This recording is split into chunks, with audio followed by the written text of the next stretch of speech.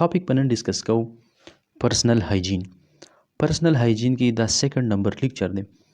فرست لیکچر کې مونږه د پرسنل هایجین ډیفینیشن، د هغې بینیفیټس او ورسره هغه فیکټرز کم چې انفلوئنس کوي پرسنل هایجین. نننی چې لیکچر کې به مونږ څه ډسکس کوو، دې کې به ډسکس کوو د پرسنل هایجین کې هغه امپورټنټس کم پوینټ دي کم چې کلینینګ پکار وي. نو پرسنل هایجین انډیویجوال کلینلینس مین ذاتی صفائی.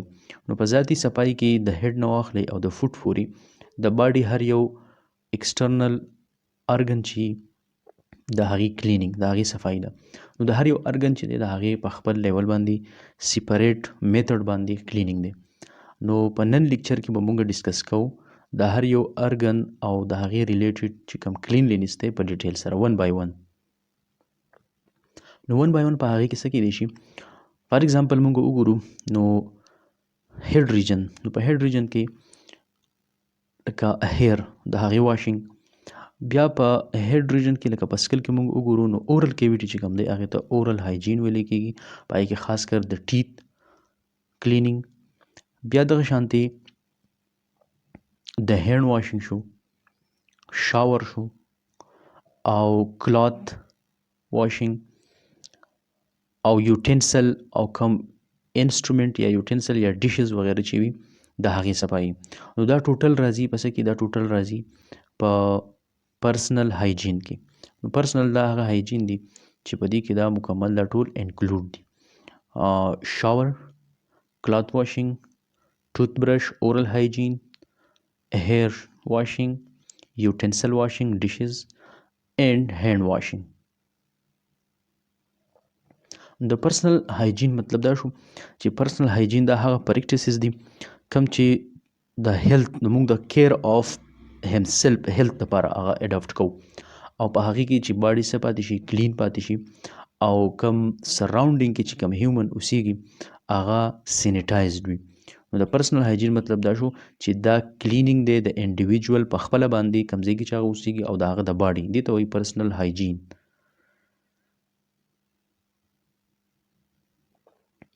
پرسنل هایجین کې فرست نمبر باندې به وایو بات، شاور. نو دا یو امپورټنټ وی ده د پرسنل هایجین چې هغه مینټین وساتلی شي او هغه چې کوم دی هغه صفا شي. نو په باډي کې په ایکسټرنل ارګن کې د ټولو نه لارج ارګن چې کوم دی هغه سکین دی. په سکین کې سویټ گلینډ چې د هغې باندې پرسپایریشن کېږي او سیبم دی گلینډ دی په هغې کې چې په هغې کې سیبیشیس گلینډ دی چې د هغې نه سیبم راځي. آیلی فیلینګ ورکوي څه ته، سکین ته. دغه شانتې باد چې کوم دی دا ډېر زیات امپورټنټ دی د سکین د کلینلینس دپاره او د سکین د هیلث دپاره.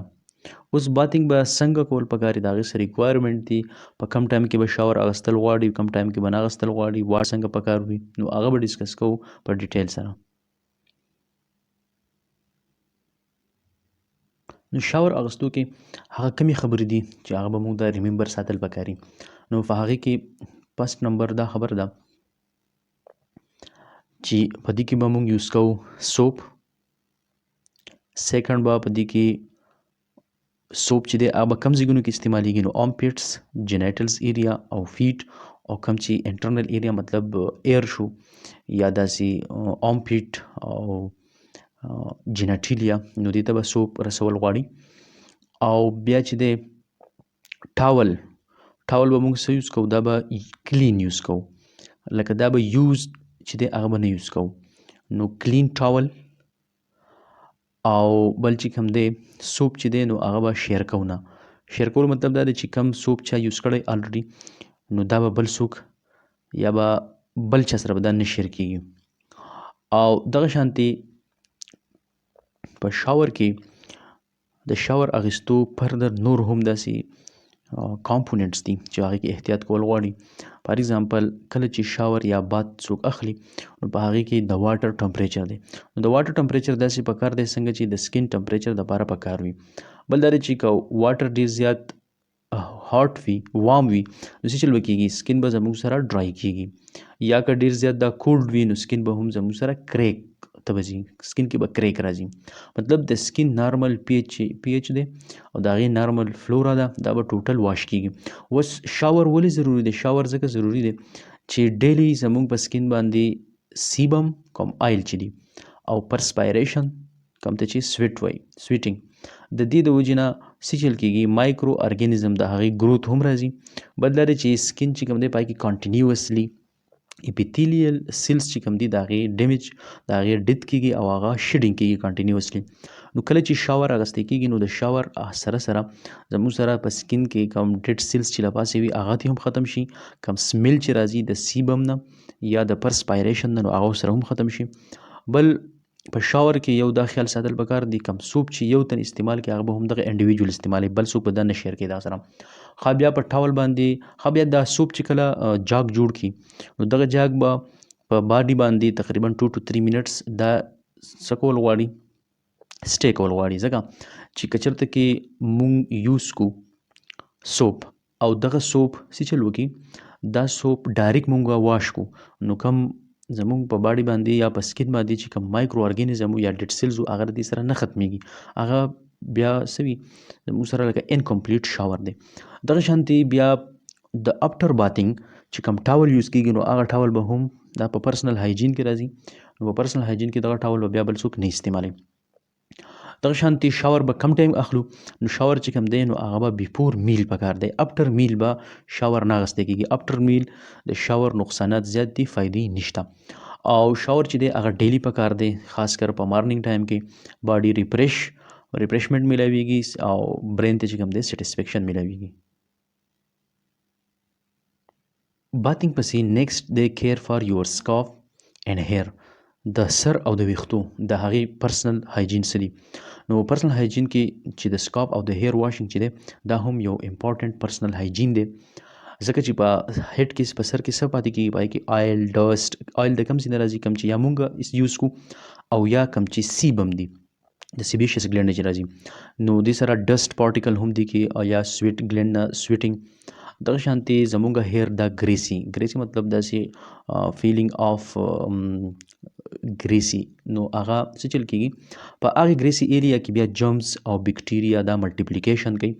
دغه شانتي د دې دپاره څه بیا رول ریګولیشن دي چې څنګه به مونږ سکاف مطلب هیر به مونږ واشنګ کوو د هغې دپاره دا دي چې لاول به هیر مکمل ویټ کول غواړي لمدول به غواړي بیا په هغې باندې به شیمپو نو شیمپو به داسې استعمالول غواړي چې د هغې اماونټ او د هغې کوالټي او کوانټیټي دا به پوره ځکه چې هغه کله مطلب زموږ سره یا په کوالټي یا په کوانټیټي کې فرق وي نو بیا څه چل کېږي بیا هغه اماونټ آف جاګ هغه نه جوړوي او هغه کلینینګ هغې سره نشي راتلی. بل دا دی چې کله چې جاګ جوړ شو نو په هیر کې دا به څه چل کول غواړي دا به لږ مساج کول غواړي مساج به داسې چې کوم په دې هیر کې زموږ سره کوم ډیډ سیل دي یا اکسیز آیل او ډرټ دی چې هغه د دې سره ریمو شي. بیا چې کله دا جاګ جوړ شو نو 2 to 3 منټس به دا حصارول غواړي او د هغې نه بعد بیا دا رینس کول غواړي او مکمل به واش کول غواړي چې د دې سره څه چلو شي هغه مکمل جاګ دی ختم شي. بیا به دا په کلین او په نیټ ټاول باندې ډرای کول غواړي او دا به شیرینګ به د چا سره نه کول غواړي. اوس دا شیرینګ کمز شو یا برش شو دغه شانتي ټاول شو دا به ولې نه شیر کوو دا مطلب د دې شیرینګ ولې خطرناک دی نو شیرینګ د دې ځکه ډینجرس دی چې میبي د یو کس ته یو ډیزیز وي فنګل انفیکشن وي هغه بل ته بیا ټرانسمیټ کېږي مطلب کمیونیکیبل ډیزیز کې دا شیرینګ یو اهم رول لري.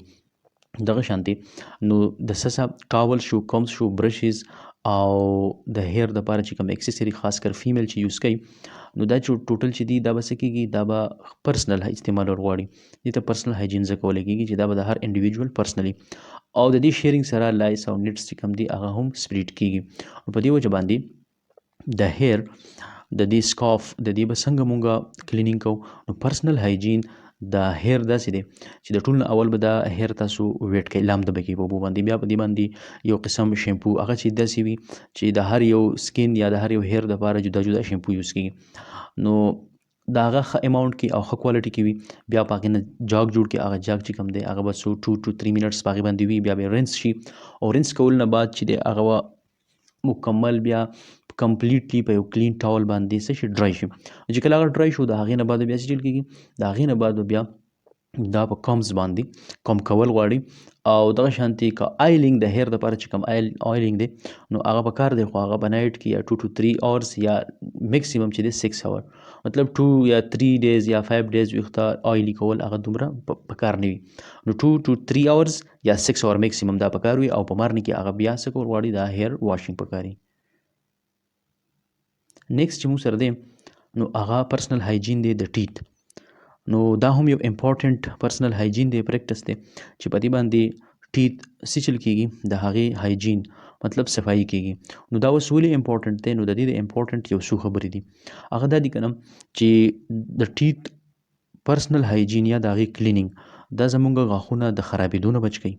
بل دا دی چې په دې ټوت پیسټ کې هغه ټوت پیسټ استعمالول غواړي چې په هغې کې فلورایډ موجود وي. دغه شانتي زموږ غاښونه چې کوم دي هغه به د ډیکې نه یا مطلب د خرابېدو نه دا بچ کېږي. دغه شانتي څونه اماونټ کې به ټوت پیسټ استعمالول غواړي یا څو ټایم به ټوت پیسټ کول غواړي. نو ټوت پیسټ چې کوم دی هغه اکارډنګ ټو د نیډ په کار دی. پی سایز مطلب دا دی د مټر د دانې امره یا د هغې دومره په کار دی. برش چې دی نو برش به داسې وي چې نه به ډېر زیات سافټ وي او نه به ډېر زیات هارډ وي، نارمل به په کار وي چې نه ګمز خراب شي او نه ټیت انیمل خراب شي. دغه شانتي زموږ سره د برشنګ طریقه چې کوم ده نو هغه فرام اپر سایډ ټو لوور سایډ او د لوور نه بیا د لوور سایډ نه چې کوم دی نو هغه به اپر سایډ ته به برش کول غواړي. دغه شانتي ان سایډ ته او آوټ سایډ دواړو ته برش چې دی په 24 hours کې 2 ټایمز کول غواړي، یو نایټ ټایم کې او یو مارننګ یا مطلب افټرنون ټایم کې او 2 منټس دې ته څه کول پکاري ویټ کول پکاري 2 منټس. اوس برش چې کله وشو نو برش چې تا ووهو یو منټ نو دا صفایي وشو دا به تو مطلب رینس یور ماوت رینس خپل خوله به تو ډایرکټ نه کنګالې دا به ډایرکټ چې کوم دی کوم چې ستا سره جاګ جوړ شوی دی هغه به تو سپیټ کې هغه به تو کې او دې غاښونو ته به 2 to 3 منټس ورکړي چې دا کم پیسټ چې دی دا به دې غاښونو کې خپل اثر پرېږدي. ډایرکټ چې مونږ کله داسې وکړو چې ټوت برش وو او ډایرکټ خوله رینس کو کنګال کو د دې سره هغه ټوت پیسټ چې کوم دی هغه خپل فایده نه ورکوي. دغه شانتي بیا چې 2 to 3 منټس وشي نو په دې وجه باندې بیا به مونږ اورل رینس به پکاري اورل رینس خوله به کنګال کړي. د هغې نه بعد به بیا برش چې کوم دی هغه به هم په څه باندې په واټر سره رینس کول غواړي کلین کول به غواړي ځکه چې کم برش باندې تا ماوت اورل هایجین کړی دی نو په دې ماوت کې د فوډ پارټیکلز یا بیکټیریا داسې څه جرمز وغیره کیدی شي نو هغه به صفا کول غواړي دی به ډرای کول غواړي ځکه چې دا کله لوند نو په دې کې فنګل انفیکشن بیا هم کیدی شي. نیکسټ زموږ سره دی د نیل هایجین. نو نیل چې دی هغه دوه قسمه دي یو د فینګر د هینډ فینګر دی او یو د فوټ فینګر دی. نو دغه شانتي د هینډ نیل چې کوم دی نو هغه تقریبا هر ویک کې کټ کول غواړي او د فوټ چې کوم نیلز دي نو هغه 15 یا 10 days افټر دا کټ کول غواړي. اوس د دې کټ کول ولې ضروری دي نو کله چې دا لانګ شي نو په دې کې زموږ سره جرمز او ډرټ یا مطلب داسې بیکټیریا یا فنجای دا پکې جمع کیږي.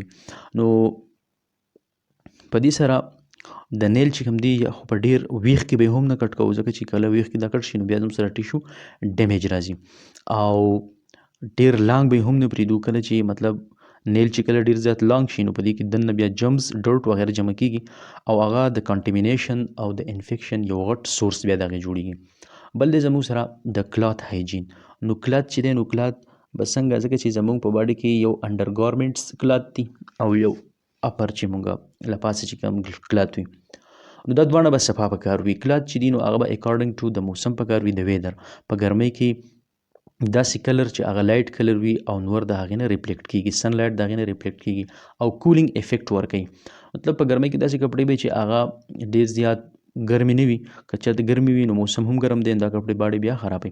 دغه شانتي په یخنۍ کې به مونږ ډارک کلرز او ګرمي کپړې اغوندو. ښه انډر ګارمنټس چې کوم دي نو هغه به روټین کې ډیلی یا سیکنډ ډے باندې هغه به چینج کول غواړي یا سینیټري پیډ چې کوم دي نو هغه به ډیلی دا هر چې کوم دی هغه به چینج کول غواړي. دغه شانتي د کلاتینګ بیا ویرنس دی او د هغې کلینینګ دی. نو کلات چې دی هغه به مونږ واش کوو، د واشنګ نه بعد به سنلایټ ته، په سنلایټ نه بعد به بیا هغه آیرن کېږي. کله چې هغه استری شي نو په هغې کې مکمل جمز وغیره د هغه ختم شي. بل کلات چې کوم دی هغه مونږ به څنګه کوو، کلات چې مونږ دی د ویدر مطابق به وي، بل چې دی هغه به د کلچر مطابق وي، نه به ډېر زیات لوز وي، نه به ډېر زیات فټ وي. که چېرته کلات ډېر زیات فټ شي نو په باډي ته به پرسپایریشن او د اکسیجن یا د هغې پی ایچ چې کوم دی یا مایکروفلورا چې دی نو هغه به ډېر زیات ډسټرب کېږي. کله چې کلات زموږ سره ډېر زیات لوز وي نو بیا باډي هم ډېر زیات هغه کمفرټیبل نه وي. نو کلات به نه ډېر زیات فټ وي او نه به ډېر زیات لوز وي. دغه شانتي انډر ګارمنټس چې کوم دي نو انډر ګارمنټس هغې به هم کلینینګ کېږي د ډیلی روټین په بیس باندې، او سینیټري پیډ چې کوم دي نو هغه به چینج کول غواړي کانټینیوسلی. همدغه شانتي د پرسنل هایجین کې دا و د فزیکل باډي. نو فزیکل باډي کې مونږ یو ووي د سکاف یا د باډي شاور چې کوم دی، بیا اورل هایجین مونږ ووي، د اورل هایجین نه بعد بیا د نیل او دغه شانتي ورسره بیا د کلات. او نیکسټ به انشاءالله مونږ بیا د نو او د سکین فردر څه پرسنل هایجینز دي نو هغه به انشاءالله په ډیټیل سره وایو. او دې کې که څه کویسچنز یا کویري وي نو کمنټ سیکشن کې تاسو ویلی شئ. لایک، شیر اینډ سبسکرپشن به نه هیروئ. تھینک یو فار واچینګ.